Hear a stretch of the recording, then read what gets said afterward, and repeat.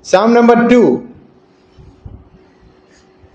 Psalm number 2 stands as one of the most significant royal psalms in the Hebrew Bible. So that comes under royal psalms.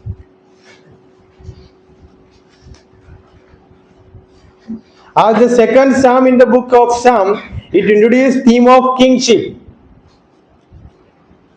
राजाओं का और के राजाओं का अधिकार के बारे में बताता है. डिवाइन सोवर्निटी, परमेश्वर का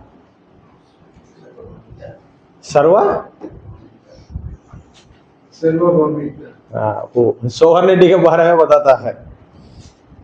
सो historical context, traditionally it is attributed to King David, traditionally, but there is no heading, right? Why? Because in Acts chapter 4 verse 25 it is given to King David. प्रेरितों का काम 2 का 25 में ये भजन दाऊद ने लिखा करके कुछ तो सबूत है. Somebody read 25. Who threw the mountain of the father David, whose servant said the Holy Spirit? Why did the Gentile next to the people clothed in fire? We read Psalm number 2 verse 1. It is almost same. That's why it is believed that it is written by David, and it is a royal psalm. It speaks about kingship, and all these things may be pointing to David only. Yet the debate is there regarding Psalm number 2 and its author. Dawood ने लिखा गया करके प्रेरितों का काम 2 का 45 में है. Even though in the chapter 2 verse 4 verse 25 of Acts it is written to, it is pointing to David, but yet again there are debates and arguments. Setting: Psalm number 2 is often classified as royal psalm, possibly composed for a coronation ceremony or to celebrate the enthronement of David king.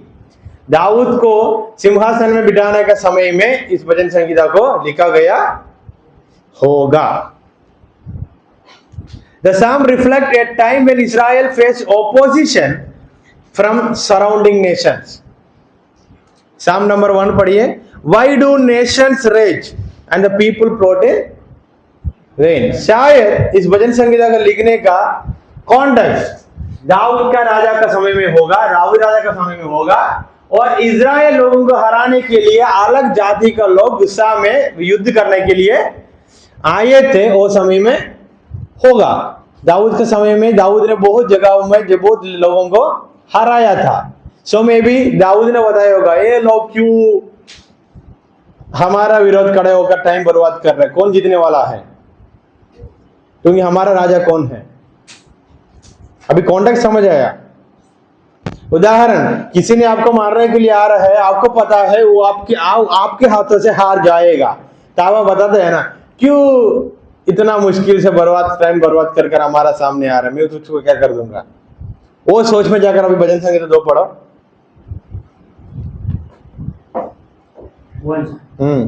Why do the nation rage and the people not in? Context क्या है समझिए पहले पढ़ने का.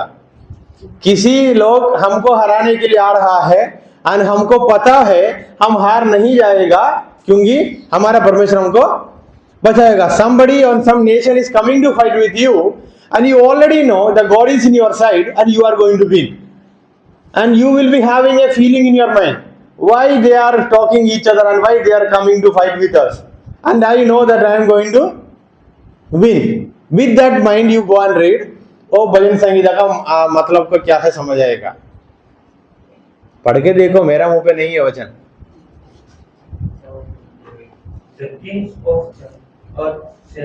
No, you read individually. कुछ समझ आया मैं क्या कैसा पढ़ने के लिए बोल रहा हूँ? समझ आया नहीं आया? आपको पता है आपके हाथों में आपको हराने वाला लोगों से ज्यादा पावर है, तब हमको एक फीलिंग आता है ना, मैं कर लेता हूं करके फीलिंग आता है ना, मैं ही जीतता हूं, तो क्यों मेहनत कर रहा है. तो कितना भी बोलो मैं ही, वो सोच में जाकर भजन संहिता पढ़ के देखना. वहां दाऊद बताता है शायद क्यों राजा लोग बात करके हमारा विरोध आ रहा है, हमको पता है हम क्यों आप लोगों का मेहनत? अभी वो भजन संगीता पढ़ के देखना, ऐसा वाला कॉन्टेक्स्ट में समझ आएगा। देन वाई, बिकॉज मैंने बोला भजन संगीता 2 का 4 पढ़ के देखी, दाऊद ने बताता है, अगर दाऊद लिखा तो तुम लोग ये सब कुछ करते हुए कौन हंस रहा है? अभी और थोड़ा समझ आएगा। तुम लोग हमको हराएंगे करके योजना बना रहा है, आ रहा है, तुम लोग हार मानेगा हमके हमारा परमेश्वर स्वर्गराज में बैठकर, और Lord is sitting in the heaven and he is laughing. क्यों इतना मेहनत? कोई मतलब ही नहीं है तुम लोगों का मेहनत, क्योंकि तुम लोग ही हार मानेगा। अभी समझ आया context. Political and religious background, no near eastern context, मतलब kingship of Israel is the political side of भजन संगीता 2। मैं पूरा नहीं बोल रहा हूं, भजन संगीता 2 का हिस्टोरिकल कॉन्टेक्स्ट का, पॉलिटिकल कॉन्टेक्स्ट का सारांश बोल रहा हूं। किंगशिप इज द कॉन्टेक्स्ट, किसी ने राजा है, उन्होंने बोल रहा है, समझ लिया? So kingship is the context. Then here you see God's anointed, परमेश्वर का अभिषिक्त को भी आप लोग देख सकता है, and it's points to Jesus Christ, it's points to प्रतिच्छाया यीशु मसीह का है, क्योंकि अनॉइंटेड का शब्द क्या है? मैसिया। मैसिया मतलब क्या है? Anointed. And who is the Messiah? Jesus. Structure, भजन संगीता 2 को उनका लिखने का तरीका में 4 भागों में बांटा है।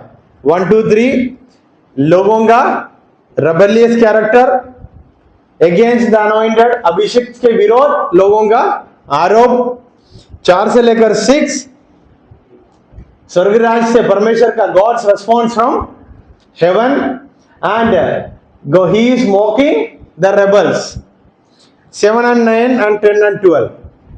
तो भजन संगीता 2 को कितना भाग में बांटा गया? वो बांटे जाने का तरीका अलग है। कुछ लोग विरोध कर रहा है और परमेश्वर का उत्तर, और परमेश्वर कुछ बातें डिक्लेयर कर रहा है और वार्निंग दे रहा है, समझ आया? जॉनरे, लिखने का तरीका, ये भजन संगीता कौन सा झुंड में आता है? Royal sound. Theological themes, divine sovereignty, ये दुनिया पर लोग कुछ भी करो, हु इज द किसके हाथों में अधिकार है? So God has the divine sovereignty, वो सर्व व्यापी है। देन किंगशिप एंड मेसियानिज्म, राजा और मेसिया और अनॉइंटेड वन कौन है? हमारा परमेश्वर यीशु मसीह है। पॉइंट नंबर 3, वही न्याय करेगा, वही उद्धार भी देगा। Then this speaks about some wisdom and instruction, पढ़िए इसका लास्ट वाला वचन 11 2 का 11। So it also says an instruction, that is तुम लोगों को अच्छा जिंदगी मिलना है तो क्या करना? Serve the Lord with fear.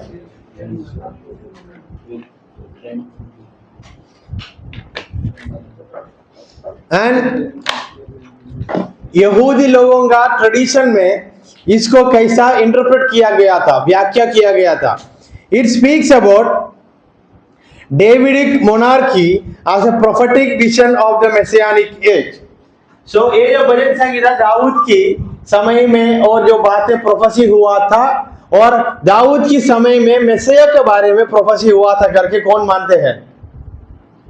यहूदी धर्म में और यहूदी लोग का झुंड में, वो लोग they used to think that this psalm speaks about a prophecy or prophetic vision about Messiah during the time of David. दाऊद का समय में ही मैसिया का बारे में हुआ था, इस एक प्रोफेसी के समान कौन मानते थे? मे बी, क्योंकि इट स्पीक्स अबाउट मैसिया। तो दाऊद का समय में ही सबसे बड़ा राजा अभिषिक्त अनॉइंटेड आएगा करके बोला हुआ एक भजन संगीता है। कौन सा? समझ आया नहीं आया? मैंने पूरा इसलिए नहीं पढ़ रहा हूं, उसका सारांश कंटेंट क्या है सीधा बता के जा रहा हूं।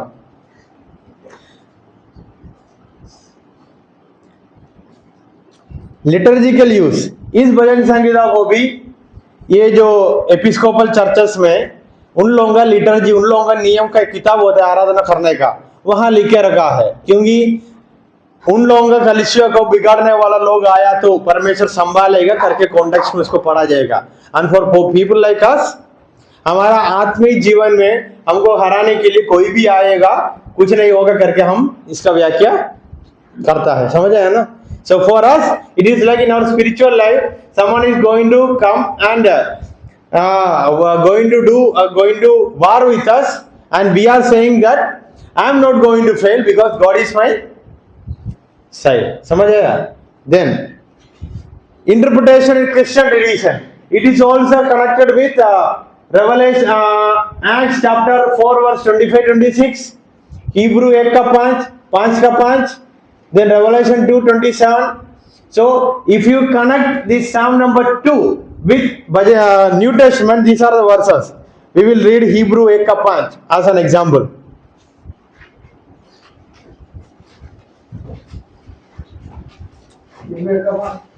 एक का 5. For to which of the angels did God ever say, "You are my son; today I have begotten you"? Then Revelation 2:27, rod of iron करके भजन संगीता 2 का 9 में भी लिखा है, rod of iron, ये वाला. So in New Testament, how this psalm is connected, we have the evidences. Then Christological interpretation, already I told, it speaks about Messiah who is Christ. Messiah is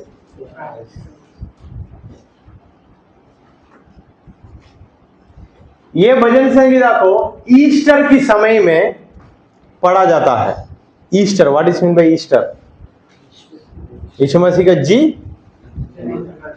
सो ये Easter का समय में भी एक कहानी को पढ़ाया जाता है in the context where people persecuted Jesus, crucified Jesus and he rose again. लोगों का काम कैसे हो गया, कोई मतलब ही नहीं है, ऐसा ही हो गया ना. They did what all the things they can do, but nothing worked out. In the end, who became king? अभी समझ आया ईस्टर का समय में क्यों पढ़ाया जाता है? पक्का? Imagery and language. The Psalm 2 employs vivid imagery to convey its message. The nations raging, people slaughtering in baby. So इस भजन संगीता में कुछ मतलब लायन हो, आयरन है. इमेजरी इसमें एक एक बताता हूं, अंडरलाइन करके देखना. Iron, potter's vessel, then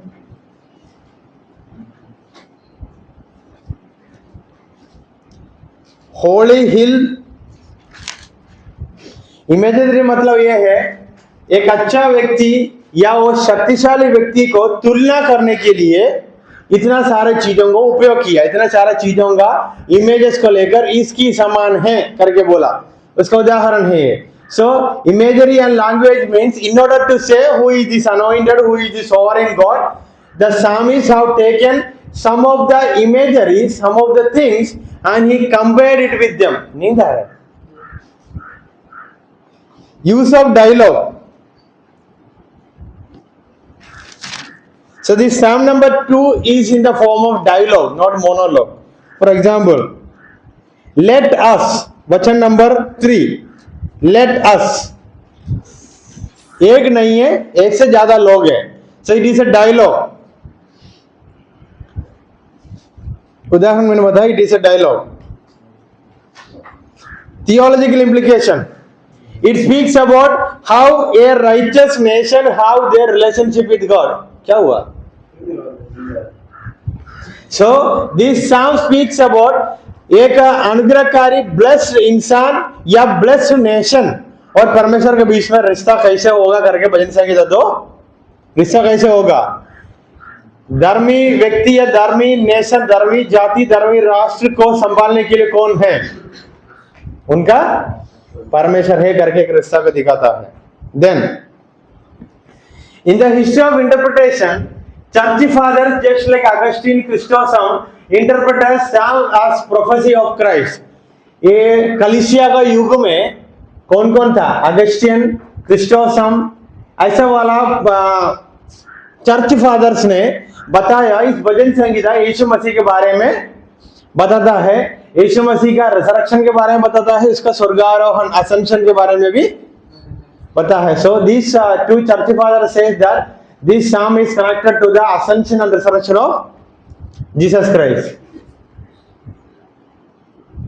Then medieval commentators, medieval मध्य युग में कुछ लोग बताया कलीसिया कैसा उसको सताने वालों को ऊपर खड़ा होगा, वो बात भी भजन संगीता जो बता रहा है. So आज का कॉन्टेक्स्ट में देखा तो सही है, कलीसिया को सताने वाला बहुत है, लेकिन वचन में रेवलेशन में लिखा है यीशु मसीह आएगा, कलीसिया को उनके हाथों में लेके जाएगा. सो कौन विन करता है, विक्ट्री किसका है? देन रिफॉर्मेशन का समय में, आज का समय में इट स्पीक्स अबाउट परमेश्वर का हाथों में सब अधीन हो जाएगा करके एक संदेश दुनिया को देता है. भजन संगीता 2 में ये संदेश है. Contemporary relevance, if you apply this in your faith and public life, easy है. हम एक अच्छा व्यक्ति है, एक अच्छा व्यक्ति के रूप में जीने वाला एक धर्मी व्यक्ति है, तो जो मुसीबत है, जो लोग हमको गिराने के लिए आएगा, हमारी तरफ कौन लड़ेगा? परमेश्वर लड़ेगा. Then Jewish and music, Jewish tradition में साम नंबर 2 में कुछ फेस्टिवल त्योहार के समय में रिसेट किया जाता था. समझ आया क्यों?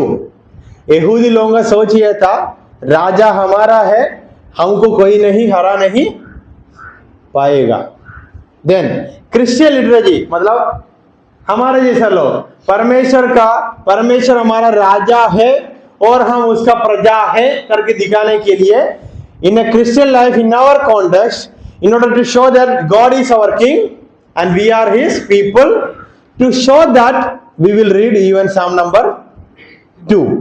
Conclusion, ऊपर सारी बातें Psalm number 2 का बातें भी समझ आया. Is there any doubt you can ask now? Yeah, पूछो.